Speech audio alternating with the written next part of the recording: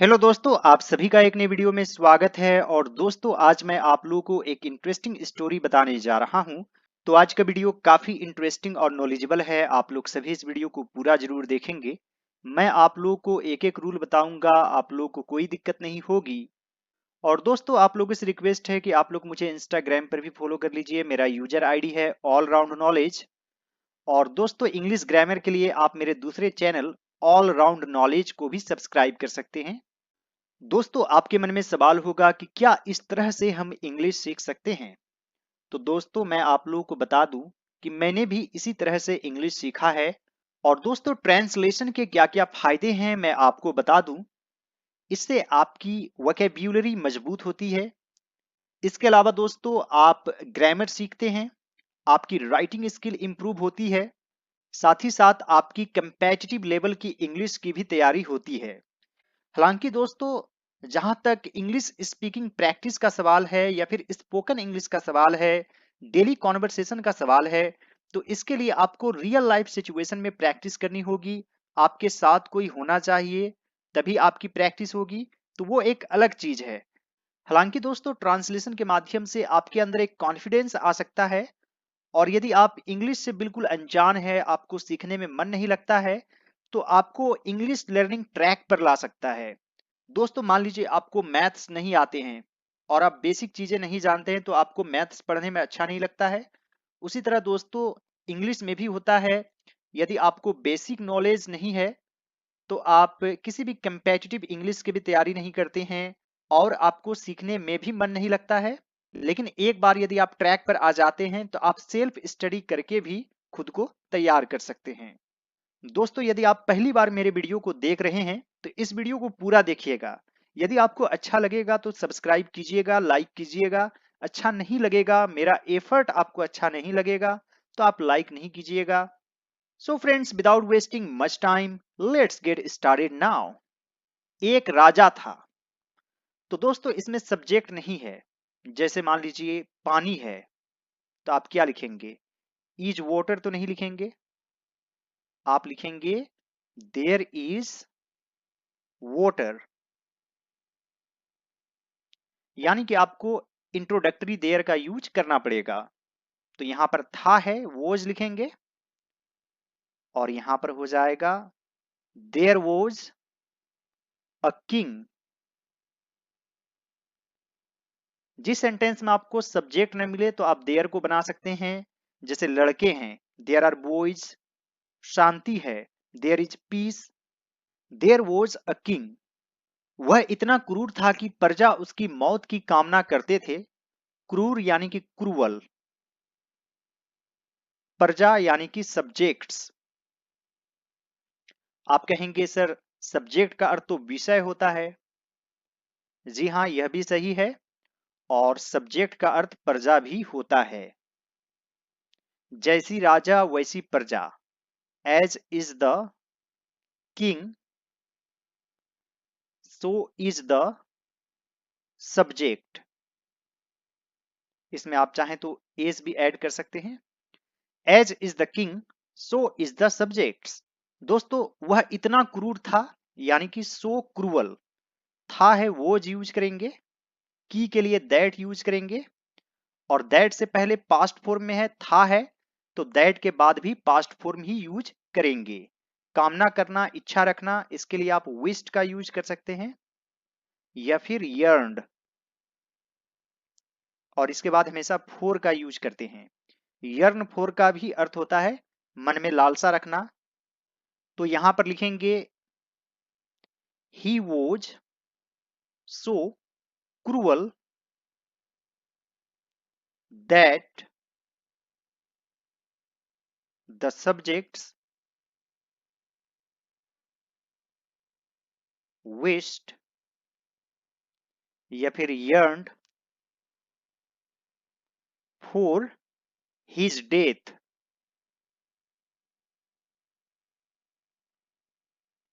He was so cruel that the subjects wished for his death. हालांकि एक दिन उसने यह घोषणा करके सबको आश्चर्यचकित कर दिया कि अब कोई क्रूरता और अन्याय नहीं होगा। हालांकि इसके लिए आप लिख सकते हैं हाउ एवर। हालांकि के लिए दौ का भी यूज किया जाता है। एक दिन उसने यह घोषणा करके, घोषणा करना यानी कि डिक्लेयर, आश्चर्यचकित कर देना यानी कि सरप्राइज समवन, इसे आप वर्ब के रूप में भी यूज कर सकते हैं, जैसे ही हैज सरप्राइज्ड मी। क्रूरता यानी कि क्रूवल्टी, अन्याय यानी कि इनजस्टिस, नहीं होगा, होगा के लिए बी यूज करेंगे, और यह एक तरह से सिंपल फ्यूचर टेंस में है, हालांकि पास्ट में है। यहां पर की से जुड़ा हुआ है, तो की से पहले पास्ट में है, आश्चर्यचकित कर दिया, तो की के बाद भी पास्ट फॉर्म ही यूज करेंगे, तो विल से वुड बन जाएगा, यानी कि विल का पास्ट फॉर्म वुड, जैसे कैन का पास्ट फॉर्म होता है कुड। एक दिन उसने यह घोषणा करके सबको आश्चर्यचकित कर दिया। मेन वर्ब है आश्चर्यचकित कर दिया। किसने? उसने, यानी कि ही। यह क्या है? सब्जेक्ट। तो यहां पर लिखेंगे how ever one day he surprised सबको, ऑल। यह घोषणा करके, तो आप यहां पर लिख सकते हैं बाय डिक्लेयरिंग दैट अब कोई क्रूरता और अन्याय नहीं होगा, देयर वुड बी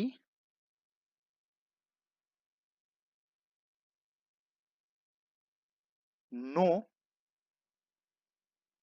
क्रूवल्टी एंड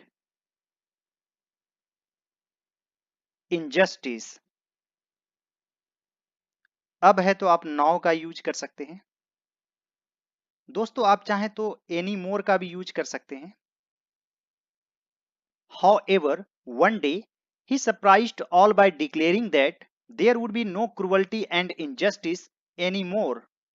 वह नेक राजा के नाम से जाना जाने लगा, तो आप यहां पर लिख सकते हैं he became known as the gentle king.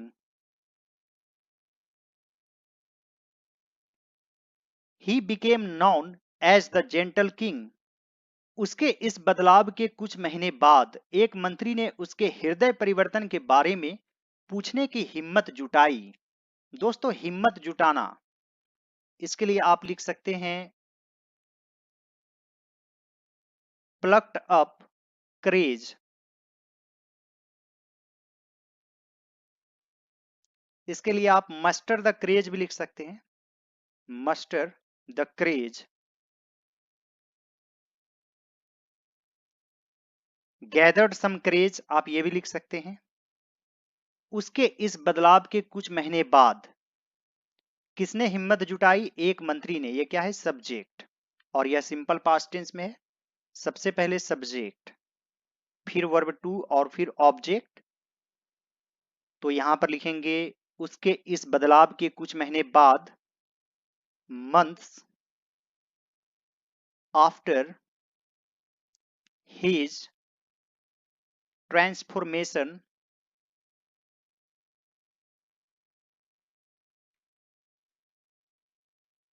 एक मंत्री ने, अ मिनिस्टर प्लक्ड अप करेज। इसे आप करीज भी पढ़ सकते हैं, जो सही प्रोनाउंसिएशन है वह है करीज। उसके हृदय परिवर्तन के बारे में पूछने की, to ask him about his change of heart. Months after his transformation A minister plucked up courage to ask him about his change of heart. राजा ने उत्तर दिया, एक दिन मैं जंगल से गुजर रहा था। गुजर रहा था यानी कि पास्ट कंटिन्यूअस टेंस, सबसे पहले सब्जेक्ट, फिर वाज वर, फिर वर्ब में आईएनजी फॉर्म और फिर ऑब्जेक्ट। गुजरना यानी कि गोइंग थ्रू, आप चाहे तो पासिंग थ्रू भी लिख सकते हैं, और यदि घोड़े में चढ़कर गुजर रहा था तो आप लिख सकते हैं गैलपिंग थ्रू। तो यहां पर लिखेंगे the king answered one day I was galloping through the forest. The king answered one day I was galloping through the forest. मैंने देखा कि एक शिकारी कुत्ता एक लोमड़ी का पीछा कर रहा था। शिकारी कुत्ता यानी कि हाउंड, पीछा करना यानी कि चेज, और यहां पर दो टेंस है, मैंने देखा यह सिंपल पास्ट टेंस में है, आई सॉ दैट, और यहां पर पीछा कर रहा था यानी कि वोज चेजिंग। तो यहां पर लिखेंगे I saw that a hound was chasing a fox. I saw that a hound was chasing a fox. उसने उसके पैर पर काट लिया और उसे जीवन भर के लिए लंगड़ा कर दिया। जीवन भर इसके लिए आप लिख सकते हैं फॉर लाइफ। लंगड़ा कर देना यानी कि लेम, यह एडजेक्टिव भी है जैसे ही इज लेम, और यह वर्ब भी है यानी कि लेम समवन, किसी को लंगड़ा कर देना। आप मेक का भी यूज कर सकते हैं, मेक समवन लेम, इस तरीके से भी आप लिख सकते हैं। पैर पर काट लेना यानी कि बीटन, यदि हैड यूज करेंगे तो वर्ब 3 यूज करना पड़ेगा, had beaten into its leg, उसके पैर पर। तो यहां पर लिखेंगे ही, जानवर है तो आप इट का भी यूज कर सकते हैं, it had beaten into its leg, और उसे जीवन भर के लिए लंगड़ा कर दिया, and lamed it for life.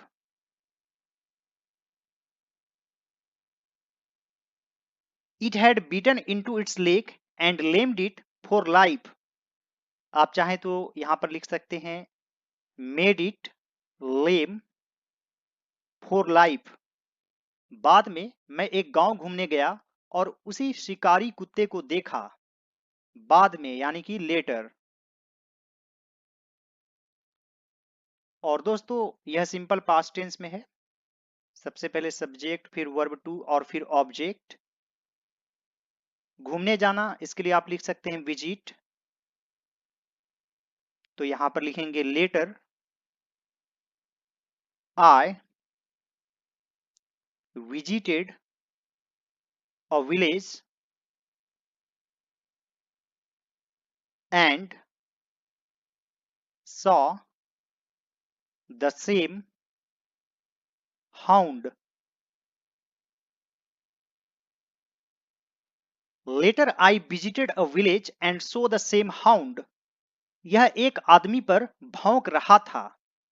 यह है पास्ट कंटिन्यूअस टेंस, जैसे मैं जा रहा था, आई वॉज गोइंग, वह पढ़ रहा था, ही वॉज रीडिंग, किसी पर भौंकना यानी कि बार्क एट समवन। तो यहां पर लिखेंगे it was barking at a man. It was barking at a man. उस आदमी ने एक पत्थर उठाया और उस पर चला दिया और उसका पैर तोड़ दिया। दोस्तों पत्थर यानी कि स्टोन, उठाना यानी कि पिकअप, और चला देना यानी कि थ्रो एट समवन, या फिर आप लिख सकते हैं फिलिंग एट समवन। हालांकि इसका वर्ब टू होता है फलंग, और यहां पर थ्रो का वर्ब टू हो जाएगा थ्रू, थ्रो थ्रू थ्रोन। उस आदमी ने एक पत्थर उठाया। द मैन, यहां पर आप दैट मैन भी लिख सकते हैं, लेकिन द ही उस आदमी को दिखा देता है। जिसकी चर्चा पहले हो चुकी है उसे दिखाने के लिए आप द का यूज कर सकते हैं। The man picked up a stone and flung it at it। यहां पर ईट डॉग को दिखाता है और दो बार ईट रिपीट हो रहा है, तो आप यहां पर लिख सकते हैं the dog and flung it at the dog, और उसका पैर तोड़ दिया। आप यहां पर सीधे लिख सकते हैं ब्रेकिंग इट्स लेग, या फिर सेंटेंस के अनुसार आप एंड भी लिख सकते हैं एंड ब्रोक इट्स लेग। इस तरीके से भी आप लिख सकते हैं। जो काम साथ साथ होता है, जैसे पत्थर लगा और टूट गया, तो आप आईएनजी फॉर्म का भी यूज कर सकते हैं। The man picked up a stone and flung it at the dog breaking its leg. वह आदमी थोड़ी दूर भी नहीं गया था कि एक घोड़े ने उस पर पैर चला दिया। वह आदमी थोड़ी दूर भी नहीं गया था, आप लिख सकते हैं the man had not gone फार। आप यहां पर वेन का भी यूज कर सकते हैं। When he was kicked by a horse। यह पैसिव वॉइस में है, यानी कि उस पर पैर चलाया गया एक घोड़े के द्वारा। कोई जरूरी नहीं है कि हिंदी जिस तरह से है उसी तरह से इंग्लिश लिखा जाए। हालांकि आप एक्टिव वॉइस में भी लिख सकते हैं। The man had not gone फार, यहां पर दैट के लिए सिर्फ एक कोमा दे देंगे और लिख देंगे अ हॉर्स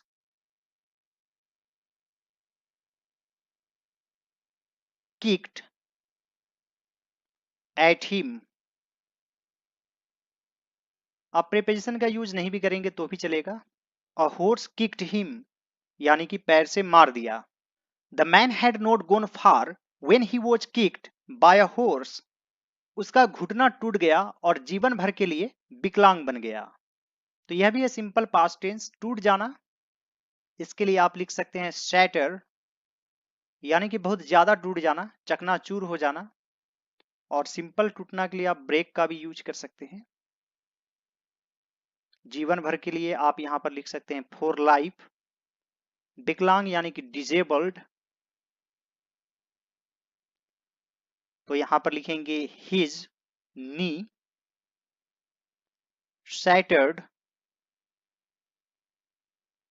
and he बन गया became disabled for life।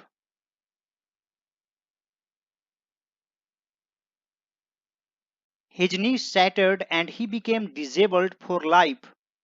घोड़ा दौड़ना शुरू किया लेकिन एक गड्ढे में गिर गया और उसका पैर टूट गया। दौड़ना शुरू किया यानी कि स्टार्टेड रनिंग, या फिर began to run। तो यहां पर लिखेंगे the horse began to run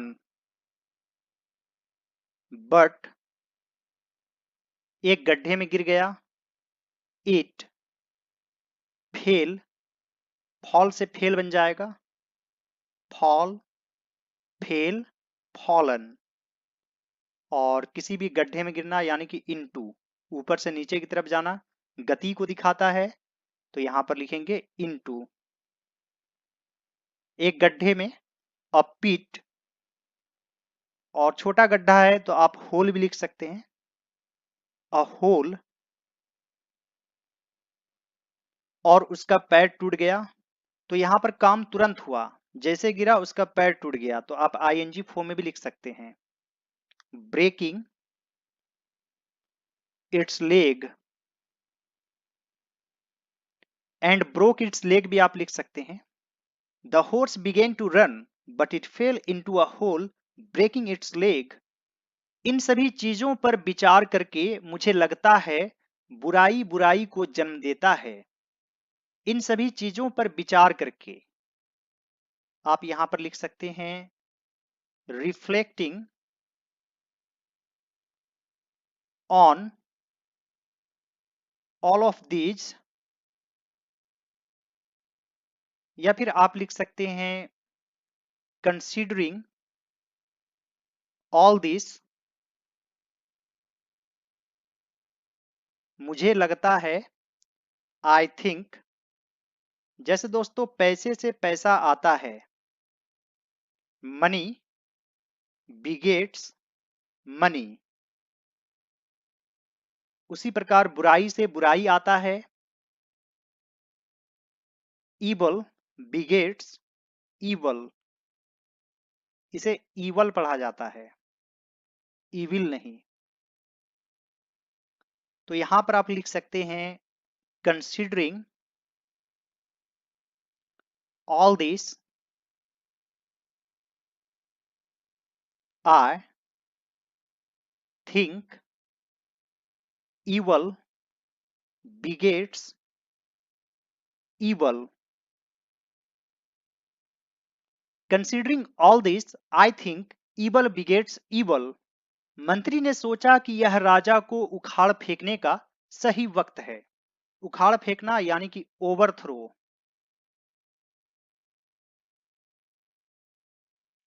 यह सही वक्त है, it is the right time, या फिर आप लिख सकते हैं इट इज हाई टाइम। यह एक फ्रेज है, it is high time to go, यह जाने का सही वक्त है। तो यहां पर लिखेंगे द मिनिस्टर थॉट दैट, यहां पर है जरूर है लेकिन वोज यूज करेंगे क्योंकि दैट से पहले यहां पर थॉट है, पास्ट फॉर्म में है, तो दैट के बाद भी पास्ट फॉर्म ही यूज करेंगे। द मिनिस्टर थॉट दैट, यह राजा को उखाड़ फेंकने का सही वक्त है, it was the right time to overthrow the king. The minister thought that it was the right time to overthrow the king. इसी सोच में डूबे उसने अपने आगे सीढ़ी को नहीं देखा और गिर गया और गर्दन टूट गया। इसी सोच में डूबे यानी कि इमर्स्ड, इमर्स का अर्थ होता है डुबो देना। जैसे हम लोग मूर्ति वगैरह का विसर्जन करते हैं तो उसके लिए भी आप इमर्स का यूज कर सकते हैं। विसर्जन को इमर्सन कहते हैं, इमर्सन ऑफ द आइडल। तो यहां पर आप लिख सकते हैं इमर्स्ड इन थॉट्स, यानी कि सोच में डूबे उसने अपने आगे सीढ़ी को नहीं देखा। ही डिडंट सी, यह सिंपल पास्ट टेंस में है। नेगेटिव सेंटेंस में डिडंट यूज करेंगे लेकिन डिडंट के बाद वर्ब वन यूज करेंगे। और डिडंट यूज नहीं करते हैं तब यहां पर आपको सॉ लिखना होता, verb two. He didn't see the steps in front of him, यानी कि अपने आगे, उसके आगे, और गिर गया, एंड फेल, और गर्दन टूट गया, तो आप यहां पर भी आईएनजी फॉर्म यूज कर सकते हैं, ब्रेकिंग हिज नेक, यानी कि कोई भी काम जब तुरंत हो, जैसे वह गिरा और टूट गया, तो आप आईएनजी फॉर्म का यूज कर सकते हैं। जैसे वह साइकिल से गिरा और उसका पैर टूट गया, he fell off the bicycle, breaking his leg. इस तरीके से आप लिख सकते हैं। और आप सिंपली चाहें तो एंड का भी यूज कर सकते हैं, एंड ब्रोक हिज नेक, तोड़ लेना और टूटना दोनों के लिए आप ब्रेक का यूज कर सकते हैं। Immersed in thoughts, he didn't see the step in front of him and fell, breaking his neck. यदि हम दूसरों का बुरा सोचते हैं तो हमारी बारी भी आएगी। If we do bad to others, our turn will also come. If we do bad to others, our turn will also come. हम जो दूसरों को देते हैं, प्रकृति भी हमें वही चीज वापस देती है। तो यहां पर आप लिख सकते हैं, नेचर ऑलवेज, यानी कि हमेशा, गिव्स अस बैक, वापस देती है, जो हम दूसरों को देते हैं, what we give to others. If we do bad to others, our turn will also come. Nature always gives us back what we give to others. I hope friends आज का वीडियो आप लोगों को अच्छा लगा होगा। यदि यह मेरा एफर्ट आप लोगों को अच्छा लगे तो इस वीडियो को लाइक कर दीजिएगा। मेरे चैनल पर नए हैं तो जरूर सब्सक्राइब कर लीजिए और दूसरे सभी वीडियोज को जरूर देखिए। और दोस्तों आप चाहें तो मुझे कुछ रुपयों की सुपर थैंक्स भी कर सकते हैं। All right friends, thanks for watching, have a great day.